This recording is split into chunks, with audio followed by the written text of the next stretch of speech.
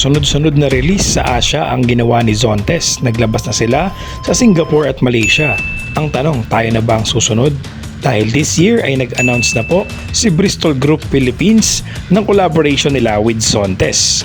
Dito sa Pilipinas, ito na ata ang inaantay ng lahat. At syempre, papasok na agad sa isip natin kung ano bang mga motor ang i-offer nila sa Philippine market.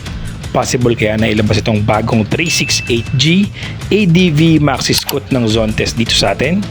Pag-usapan natin ang specs at price nito.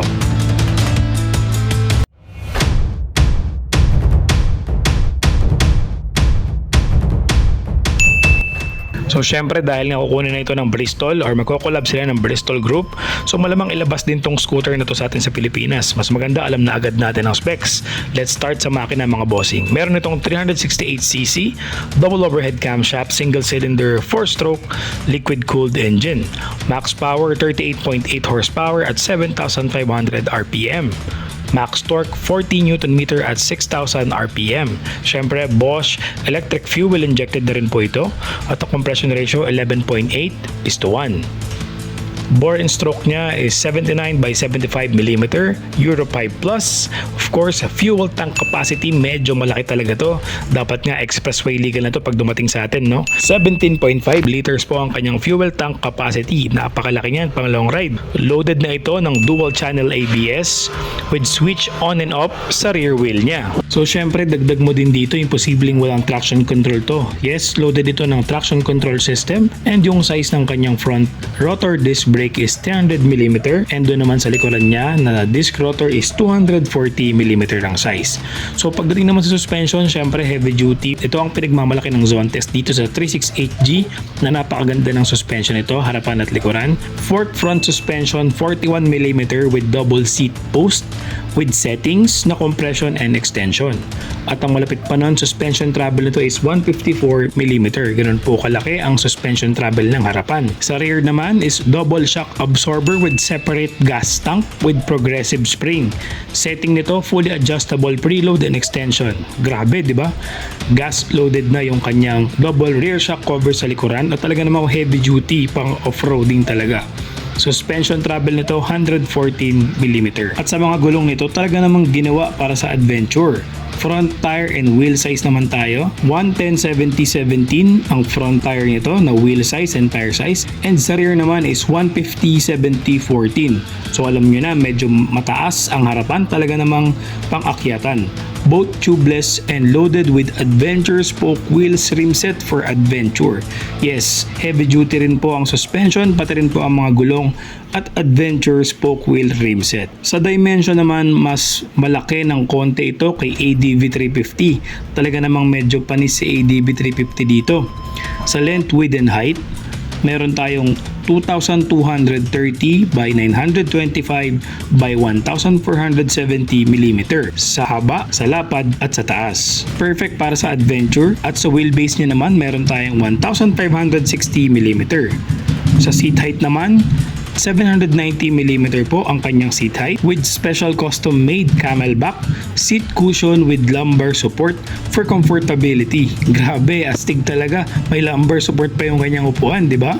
Para sa long ride, hindi ka mangangalay or mangangawit. 180mm ang kanyang ground clearance, kaya no problem sa mga basic na lubak. Grabe, medyo mataas yun, 180mm. At ang kanyang timbang, medyo may bigat na din to, 183kg to 203kg. So medyo pang big bike na talaga to. Dahil na din yan sa reinforced tubular steel chassis niya and of course yung 17.5 liters na fuel tank capacity. So talagang pang big bike na talaga tong 368G ng Zontes. So for sure pag nilabas sa Pilipinas under by Bristol Group, kukonsider na siguro to pang expressway legal kasi malaki talaga yung kahan nito at medyo may kabigatan dahil nga sa ganda ng specs niya. Ngayon dumako na tayo sa special features sa inaabangan ng lahat sa specs. So ito medyo mahaba-haba to mga bossing dahil Kaya ito nag-stand out sa ADV 350 dahil sa mga technology at specs niya. Let's start sa windshield mga bossing. Meron itong 5 sequence adjustment para sa windshield niya. So imagine guys, yung windshield niya merong 5 sequence adjustment. So 5 sequence ang pwede mong i-adjust dun sa windshield niya. So depende siguro yan sa height ng rider para hindi niya makuha yung wind drag or para mabawasan yung mga wind drag. Dun pa lang panalong-panalo na 5 sequence of windshield adjustment. Then add na natin yung 8-inch TFT display na fully functional, connectivity, phone connect, navigation, app connect management, meron tong drive modes and traction control system. Grabe, 8-inch TFT display, fully functional, phone connect, navigation, app connect management, drive modes and traction control system.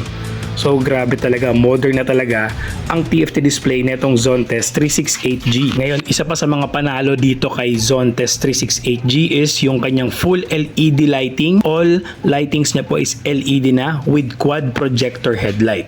So 4 po ang projector headlight niya. And syempre, kakaiba din ang DRL nito at meron din itong emergency brake lights. Underseat compartment button, meron din ito. Hindi mo na kailangan susian ang ilalim na underseat.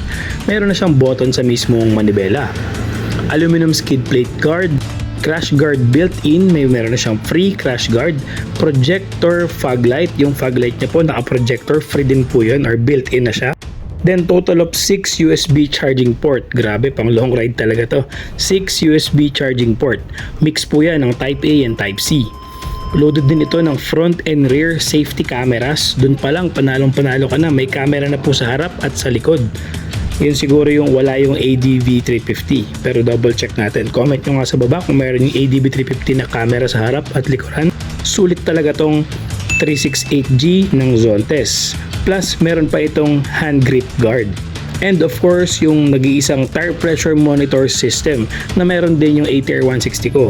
TPMS sensor, malaking bagay yan. Nakikita mo kasi sa mismong TFT yung mismong hangin ng gulong mo kung flat na or kailangan na ang dagdagan ng hangin. Hindi pa natatapos dyan.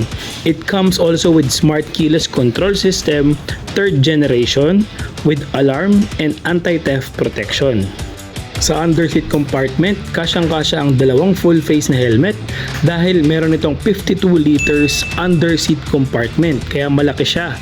Grabe, dalawang full face talaga ang kasya. ADV Maxi Scoot talaga tong Zontes na 368G.